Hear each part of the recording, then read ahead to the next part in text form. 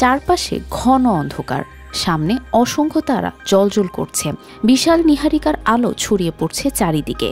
একপাশে গ্রহের কক্ষপথে ঘূর্ণায়মান ধূলি, আরেক পাশে রহস্যময় কৃষ্ণগহ্বর, যেন সত্যি মহাকাশে পা রাখা হয়েছে।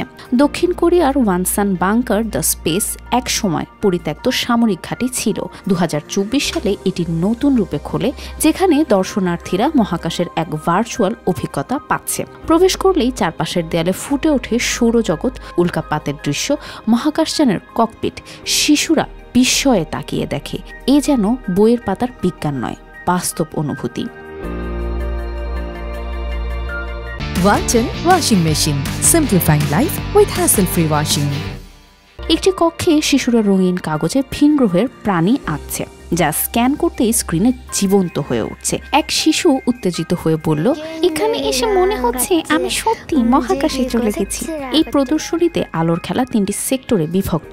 সাউন্ড ইনস্টলেশন আর ইন্টারেক্টিভ ভিডিওর মাধ্যমে এখানে তৈরি করা হয়েছে এক অনন্য মহাকাশ অভিজ্ঞতা। শুধু বিনোদন নয়, এ ধরনের থিম পার্ক বদলে দিতে পারে শিশুদের শেখার পদ্ধতি।